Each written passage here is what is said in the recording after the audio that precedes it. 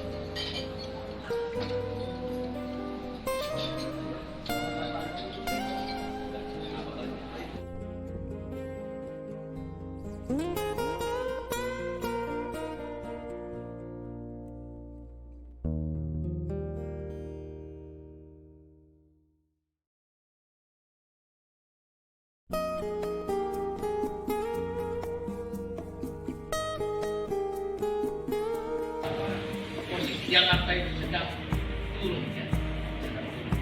Dan tantangan Jakarta ini kita untuk jadi kota global bukan hanya bersaing dengan kota-kota lain seperti Bangkok, dan Hanoi, dengan Tokyo, dan lain-lain. Tapi kita juga sebetulnya bersaing dengan kabupaten kota dan pengembangan skala besar juga township yang ada di wilayah aglomerasi Jabodetabek ini.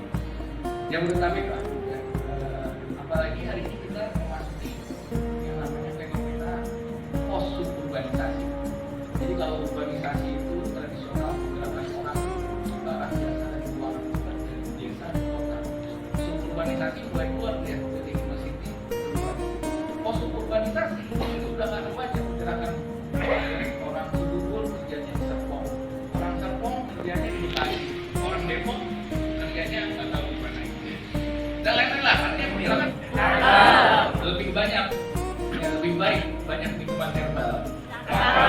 Kita dengerin Kang dan Mas Emil caranya bikin Jakarta kota global.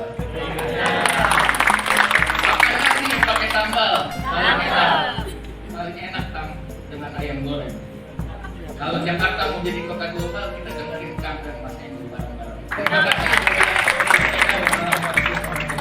Waalaikumsalam. Pak Sulaiman Sumawinata, boleh berdiri dulu Pak.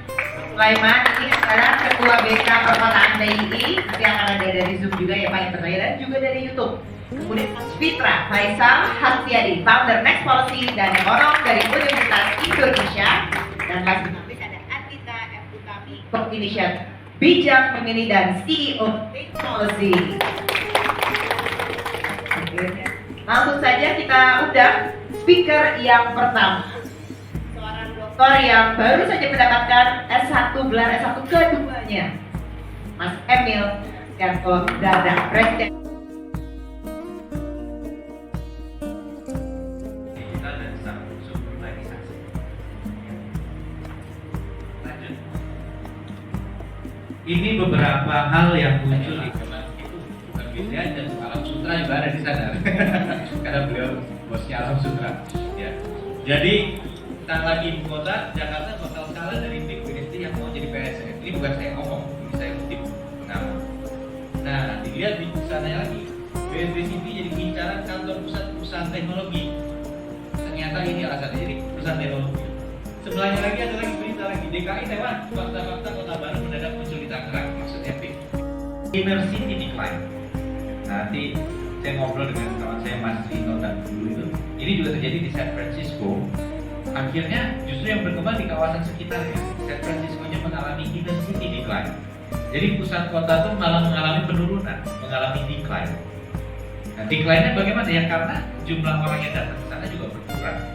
Yang pertama kerasa sebenarnya sekolah-sekolah.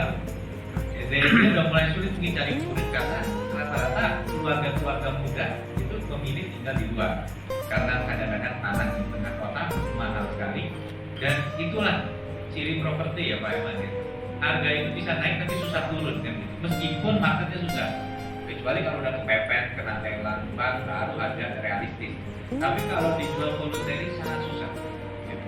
Sehingga ya harga berdasarkan NJOP atau transaksi kelihatannya bagus gitu. Tapi dalam realitanya ternyata sulit. Yang kalau residential oriented karena sudah sangat bergabung dengan macam-macam fungsi. Ya nggak kebayang sama anak pagi-pagi keluar rumah jalan di tengah menteng nggak takut keserempet kan gitu kan ya.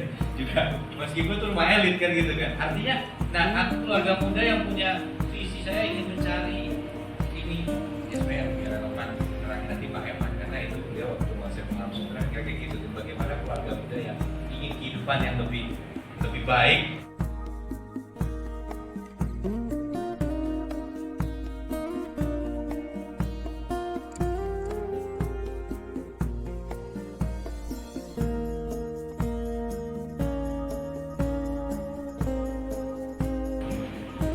Pikiran yang tentang Jakarta masa depan. Saya barusan datang naik Wush, ya. Dari 30 menit dari Padalarang ke Halim naik taksi. Dan mohon izin, setelah bicara ini juga saya kembali naik Wush karena ditunggu ada urusan. Di masa depan jarak tidak akan lagi ditentukan oleh kilometer, jarak akan ditentukan oleh menit. Jadi kalau kita ngomong sama orang bule, how far Jakarta to Bandung? Jawabannya bukan 120 km. 3 hours by ground transportation, 30 minutes by bus, kira-kira. Ini artinya apa? Jarak menjadi di masa depan tidak relevan jika public transportasi itu menjadi sebuah gaya hidup. Itu untuk transportasi. Bapaknya harus punya mobil, istrinya juga dibeliin mobil, anaknya juga dibeliin motor, 3 kali bensin, 3 kali jalan tol, habis. Orang Hongkong kalau punya gaji 100%, sepertiga buat properti, sepertiga buat harian, sepertiga investasi. Karena mobilitasnya, jalan kaki lantai 2 aman, naik MRT juga bisa, dan lain sebagainya. Jadi menurut saya, itu yang harus kita contoh ya, berikut. Kemudian menurut saya di Jakarta ini juga salah satu yang harus dikendalikan dari sisi iklim. Ada studinya dari Dr. Ali TB, Pak. Tapi ini studi kasusnya Bandung. Kenapa kota makin panas? Itu disertasinya sebelum bangkang. Tapi jawabannya cuma satu garis. Kebanyakan gedung, kekurangan pohon. Maka di IKN, coba tampilkan gambar-gambar IKN. Saya diberi tugas oleh Presiden untuk mendesain, mengkuratori wood class. Saya bilang, Pak, jangan nanggung, proses politiknya mahal. Kita harus berani sebagai bangsa, punya satu kota didesain dari nol, to be wood class. Ciri pertama adalah komitmen untuk yang namanya green atau forest city. Jadi saya bilang jangan bawa arsitek Sudirman Tamrin ke IKN. Di IKN itu hutan dulu baru ada gedung. Kalau gedung bisa hilang di balik pohon itu keren.